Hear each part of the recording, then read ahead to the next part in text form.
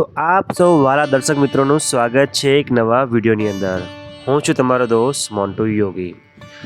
આજનો વિડીયો ખૂબ સુંદર થવાનો છે। આજનો વિડીયો તમારા માટે મહત્વપૂર્ણ થવાનો છે, કારણ કે આજે હું તમને એક એવા દુર્લભ મંદિરમાં લઈ જવાનો છું કે જ્યાં આગળ શ્રી ગણપતિ દાદા છે પોતે આવીને વિરાજમાન થયા છે, એટલે કે સ્વયંભૂ છે।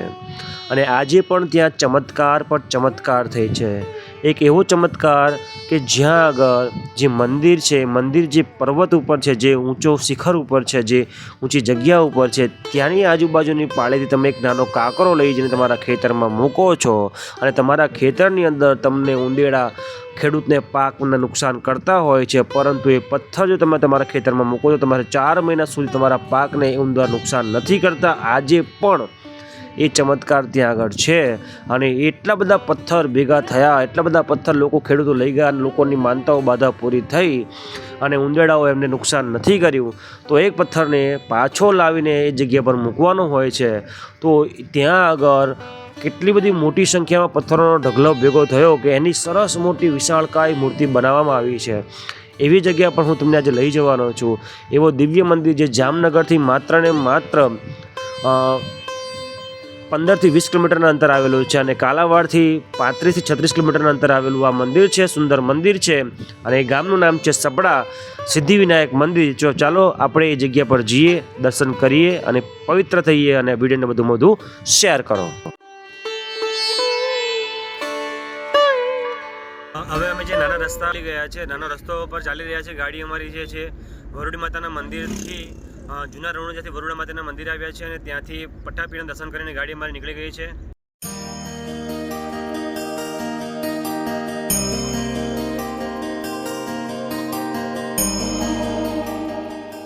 આપણે સપડા ગણપતિ મંદિર આજ સપડા મંદિર કહેવાય, આજ ગણપતિ મંદિર આજ ને।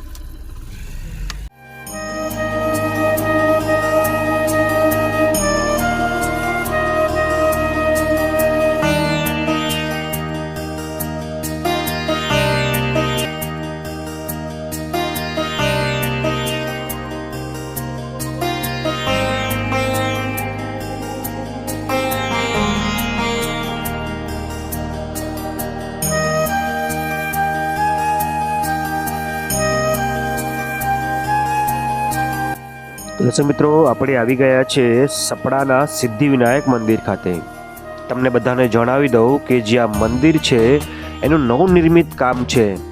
એના પહેલાંનું જે મંદિર હતું અને હવે જે મંદિર આપ નિહાળી રહ્યા છો, આને બાંધવાનું મુખ્ય કામ છે, એ કામ હાથમાં ઉઠાવ્યું છે જામનગરની પ્રસિદ્ધ શિવમ ફાઇનાન્સ, એટલે કે શિવમ ફાઇનાન્સ દ્વારા આ મંદિરનું જે નવનિર્માણ કરવામાં આવ્યું છે એ સરસ મજાનું મંદિર તમે અત્યારે નિહાળી રહ્યા છો।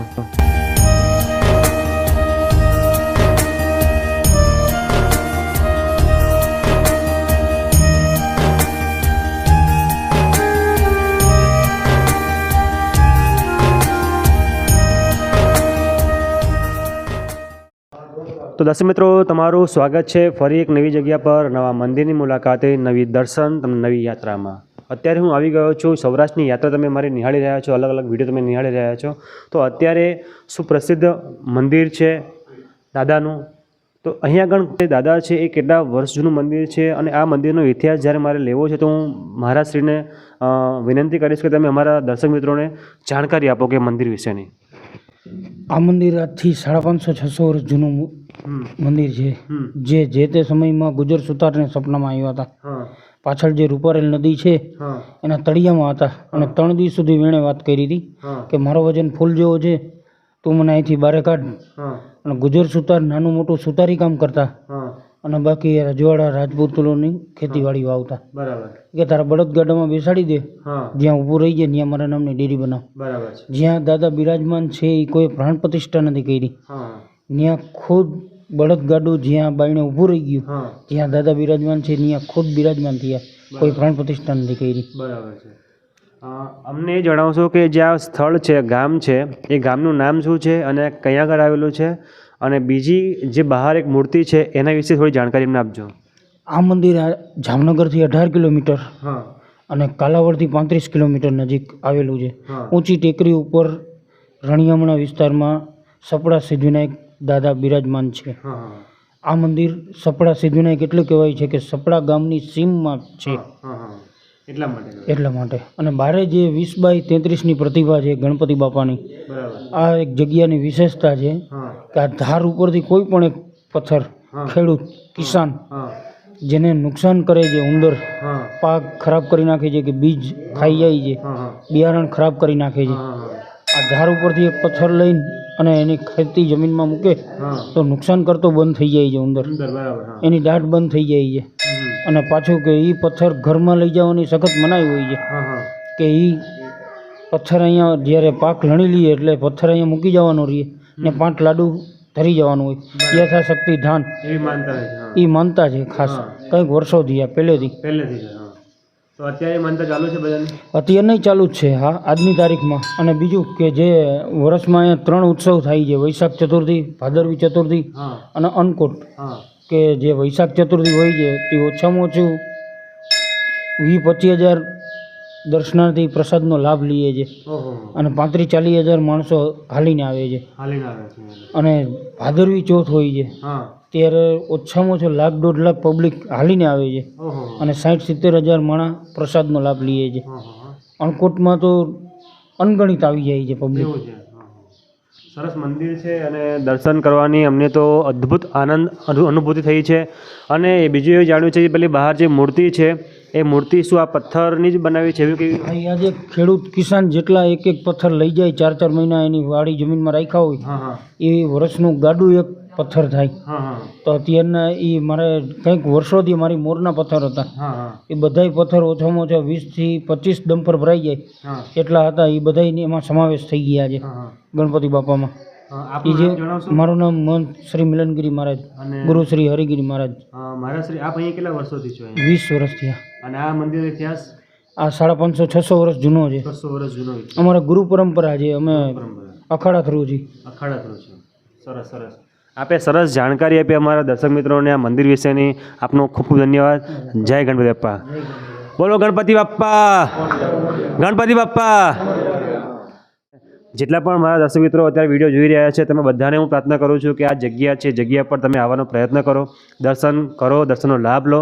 કારણ કે બાપા સ્વયંભૂ વિરાજમાન છે અહીંયા આગળ. મૂર્તિની સ્થાપના કે કરવામાં આવી નથી, એ સ્વયંભૂ અહીં આવીને વિરાજમાન થયેલા છે. તો આવી અનોખી જગ્યા, અદ્ભુત જગ્યા પર તમે પણ આવો એવી પ્રાર્થના કરું છું. ખરેખર જે મંદિરનો ઇતિહાસ આપણને જાણવા મળ્યો છે એ સાંભળીને તો આશ્ચર્યચકિત થઈ જવાય. કારણ કે ગણપતિ દાદા છે એ વર્તમાનની અંદર પણ આવા સાક્ષાત પરચા આપે છે. સિદ્ધિવિનાયક મંદિર છે જે સપડાક મુકામે આવ્યું છે, એ ગુરુ પરંપરાથી અહીંયા આગળ જે મહંત છે એ સેવા આપી રહ્યા છે. ખૂબ સુંદર અને ખૂબ અદ્ભુત મંદિર છે. ઘણા લોકો અહીંયા આગળ આવે છે, લાખોની સંખ્યામાં માણસો આવે છે. આવું અદ્ભુત મંદિર જ્યારે અમે દર્શન કર્યા તો અમને દિવ્યતા અને ધન્યતા પ્રાપ્ત થઈ છે. આ વિડીયોના માધ્યમથી તમને પણ દિવ્યતા અને ધન્યતા પ્રાપ્ત થતી હશે એવી હું આશા રાખું છું.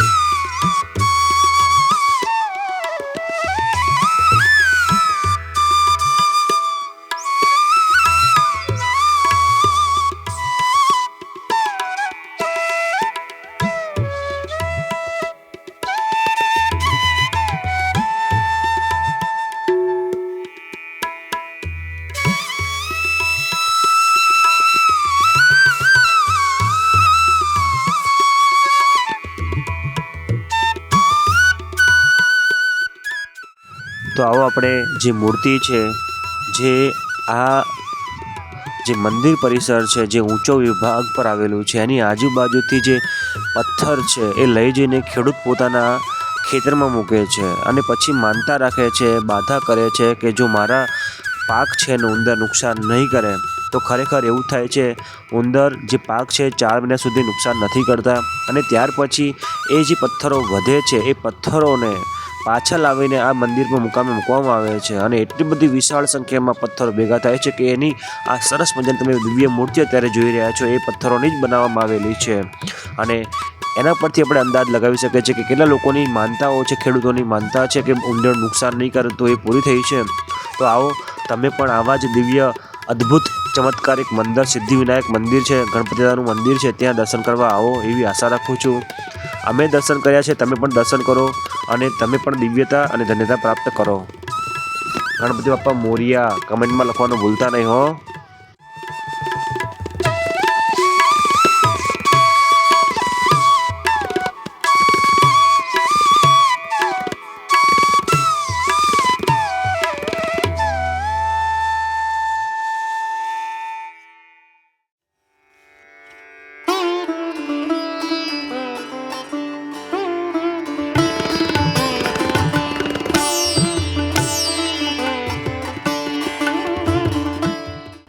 તો આપ જોઈ રહ્યા છો તમે કે આ જે મંદિર છે, મંદિરની જે આજુબાજુનું વાતાવરણ છે, જે લોકેશન છે તમે જોઈ રહ્યા સુંદર મજાનું છે. ઊંચા ટેકરા ઉપર મંદિર આવેલું છે અને જે તમે મંદિરમાં તમને વાત કરી પૂજારી શ્રી જણાવ્યા પ્રમાણે જ્યાં મૂર્તિ દેખાઈ રહી છે, જે ખેડૂત મિત્રો દ્વારા લઈ જવામાં આવેલા જે પથ્થર છે અને પથ્થરને મંદિરના પ્રાંગણમાં મૂકવામાં આવ્યા હતા અને એનાથી આ મૂર્તિ બનાવી છે. અને પાછળનું સુંદર નજારો તમે જોઈ રહ્યા છો અત્યારે. સુંદર અદ્ભુત મંદિર છે.